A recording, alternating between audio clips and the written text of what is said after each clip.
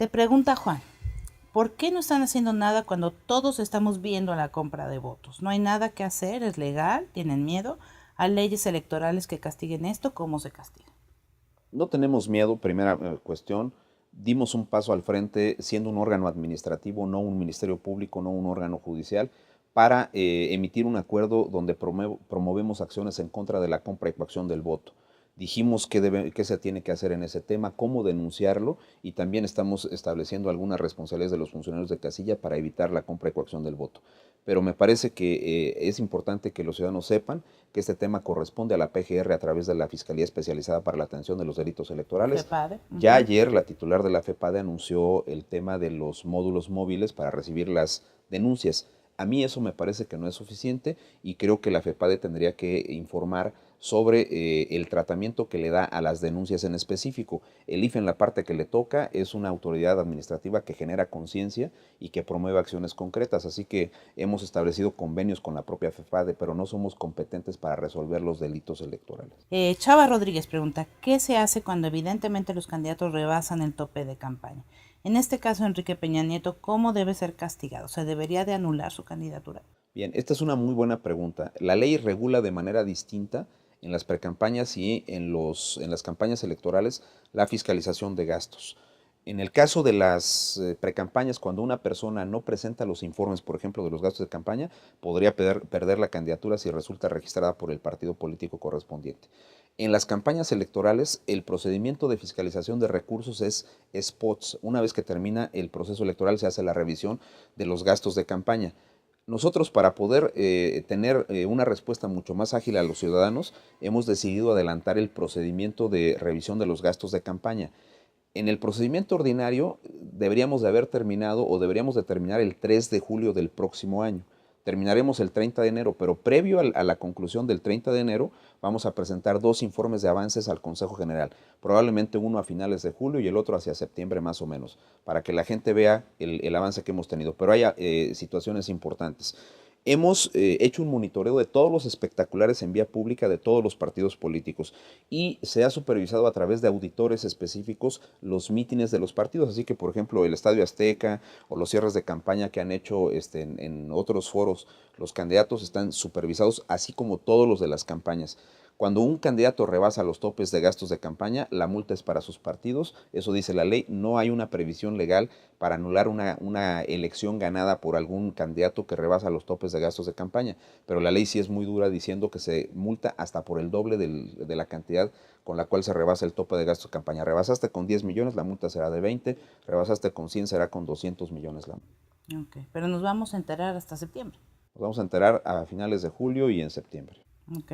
Federico dice, ¿se atreverán a respetar la ley y descalificar a Enrique Peña Nieto por los delitos electorales que inciden en el resultado de la elección? Cada una de las quejas que se presentan deben tener un tratamiento específico de acuerdo a los elementos que están en la queja. El IFE no puede descalificar a ningún candidato a priori, sino tiene que resolver las quejas en sus términos y resolver de acuerdo a derecho. Si se acusa que hay un rebase de topes de gastos de campaña, se revisa esa parte. Si se revisa que hay una afectación al tema de la propaganda denigratoria, se resuelve en esos términos. Y si se acusan cuestiones vinculadas a compra y coacción del voto, se canaliza a FEPAD. Marta pregunta, ¿habrá veda electoral en las redes sociales? No, las redes sociales desde mi punto de vista no diría que son casi sagradas, pero tienen un principio de libertad de expresión muy amplio. No hay forma de regular a las redes sociales porque no está en la legislación y además el IFE no tiene ninguna intención de limitar la capacidad expresiva que tienen las redes sociales como expresión genuina de los ciudadanos para poder presentar sus opiniones. Así que las redes sociales seguirán diciendo cosas en el tiempo de la veda. La veda es para los candidatos y para los partidos que no pueden hacer proselitismo. Y obviamente si en las redes sociales se sorprende, eso sí, a un candidato o a un partido político haciendo propaganda por todavía en esos días de la veda, pues podría tener alguna complicación, pero los ciudadanos como tales no. Fernando dice, los ciudadanos que voten por coaliciones deben cruzar todos los partidos involucrados y eso no dará pie a contar votos de más. Bien, buena pregunta. No, en las coaliciones que son la del PRI con el Verde y la de Movimiento Progresista, que es PRD con Movimiento Ciudadano y el Partido del Trabajo, hay varias formas de votar. Tú puedes votar individualmente, aunque haya coalición. Si tú dices, yo quiero votar por Enrique Peña, votas por el PRI, o votas en el recuadro del verde, o marcas los dos y es voto válido. Si tú dices, yo quiero votar por Andrés Manuel López Obrador, puedes votar los tres emblemas de manera simultánea, PRD, PT y Movimiento Ciudadano, o una combinación de ellos. Puedes votar cruzando PRD con PT, PRD con Movimiento Ciudadano, o PT con Movimiento Ciudadano. Obviamente esos votos son válidos, pero cuentan una sola vez. Si tú cruzas tres emblemas, no le estás dando tres votos a López Obrador. Si tú votas dos veces, no le estás dando dos votos a Enrique Peña. Le estás dando un solo voto a Enrique Peña, pero después, cuando nosotros hagamos el trabajo en mesas directivas de casilla, el ciudadano de la casilla nos va a anotar en el acta cuántos emblemas se cruzaron dobles o triples, y después en el Consejo Distrital haremos la asignación de los votos por partidos. Solo vale un voto y se puede votar combinado tres o dos emblemas. Andrés dice, extravié mi credencial del IFE. Me enteré que puedo ir al IFE y me dan un documento con el cual puedo votar. Mi pregunta es, ¿a cualquier IFE o necesita ser el de la localidad donde me toca votar? Bien, no es el IFE, es el Tribunal Electoral a través de las salas regionales. Hay una en cada cabecera de circunscripción, el Distrito Federal, Jalapa, Guadalajara, Monterrey. En esas salas regionales hay una cosa que se llama juicio para la protección de los derechos político-electorales. Nada más que si una persona quiere promover el juicio para la protección de los derechos político-electorales, que se hace a través de un formato que ya tienen las propias salas, lo tiene que hacer ya, porque ese juicio se lleva de 3 a 4 días en su resolución. 3 a 4 días. Y creo que lo ideal hubiera sido que hasta ayer. Ahora, el IFE no puede reponer las credenciales extraviadas porque hay plazos legales. Nosotros entregamos credenciales hasta el 31 de marzo, ya no hay otra forma de abrir los módulos. La ley dice que después de esa fecha cierras completamente las actividades del Instituto Federal Electoral, y particularmente los módulos están cerrados desde el pasado 15 de enero. Se van a reabrir el 2 de julio, así que ojalá que tenga tiempo para este juicio con tribunal, pero con el IFE ya es muy complicado. Claro. Carmen pregunta, ¿cómo van a asegurar que en las zonas serranas de Sinaloa, en Badiraguato, Nabolato, la gente tenga seguridad para votar y que las urnas lleguen intactas? Tenemos un operativo de coordinación con las autoridades locales y federales para garantizar la seguridad de la jornada electoral. No queremos patrullando las calles ni al ejército ni a las policías públicas de ninguno de los estados, pero es un hecho que si hubiese alguna contingencia sí habrá un esquema de seguridad. Y yo aspiro a que la jornada electoral, como ha ocurrido en otras elecciones locales y la federal del 2009, se pueda llevar a cabo en condiciones de tranquilidad. Hemos logrado por lo menos ya integrar las mesas directivas de casilla, traemos más de 143.150 casillas que se van a instalar, y hasta el momento todas están debidamente integradas. Los ciudadanos han decidido participar y yo espero que no tengamos problemas durante la jornada electoral, a pesar de algunos hechos que se han dado en elecciones locales que han sido terribles, como el asesinato del candidato a gobernador en Tamaulipas o lo que ocurrió en Michoacán en las últimas elecciones locales. Pero insisto, siempre habrá un operativo para que esto pueda hacerse en condiciones de tranquilidad para todos. Sí, son las elecciones más vigiladas de la historia, ¿verdad? Bueno, tienes más de 2 millones de representantes de partido en las propias mesas directivas de casilla, porque aquí opera una cosa, Katia, vamos a decirlo de una manera muy coloquial, todos se cuidan entre sí.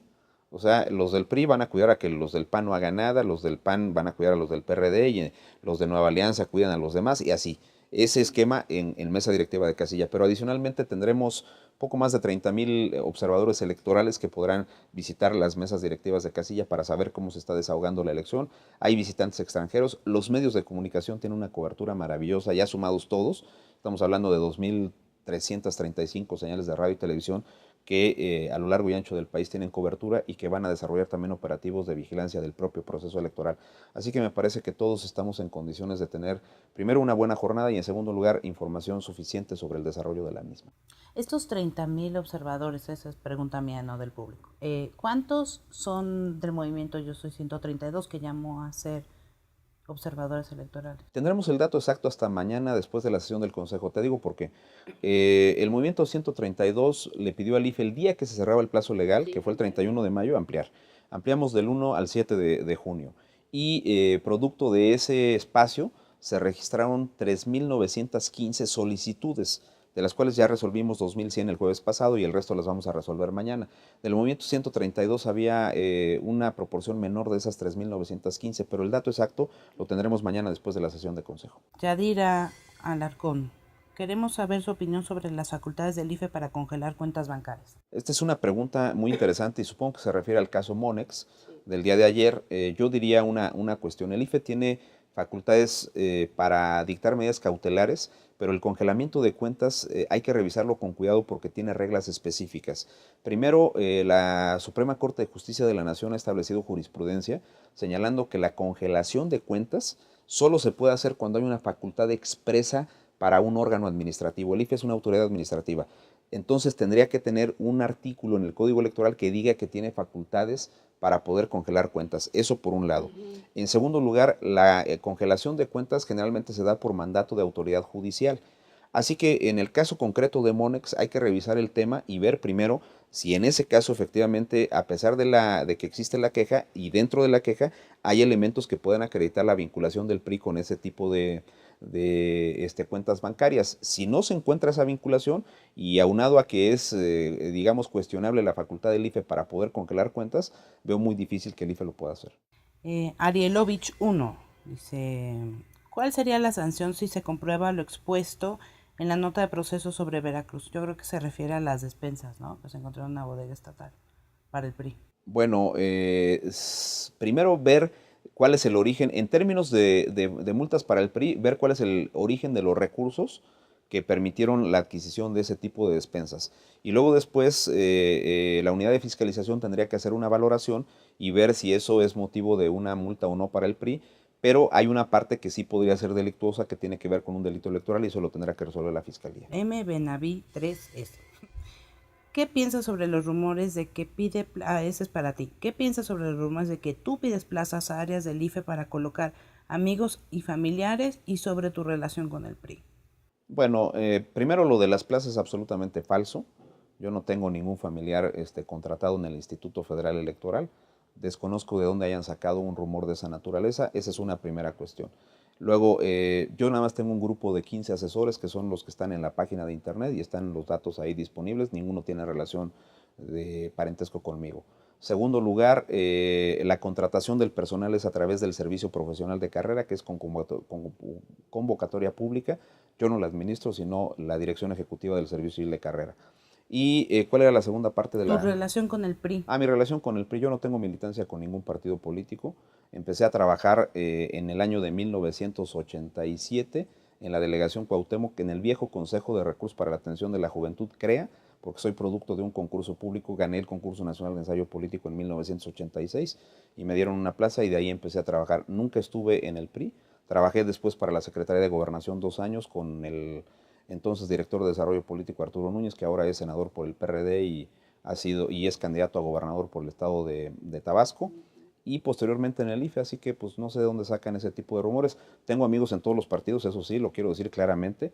Han señalado muchas veces en prensa mi relación de amistad con el senador Beltrones, yo no la oculto, pero tampoco tengo una relación de subordinación. Me han señalado relaciones con el diputado Felipe Solís, él fue secretario ejecutivo del IFE y director de organización, con el que yo trabajé 7 años, entonces si a eso se refieren, pues yo no niego ese tipo de cosas, pero no tengo militancia partidaria. Marco 1. ¿Por qué creer en el IFE después de los errores, despilfarros y arreglos perceptibles con los partidos? Errores como cualquier otra institución, y de eso sí debe responder el IFE cuando haya. Nos acusaron mucho, por ejemplo, de algo chusco, el tema de la EDECAN.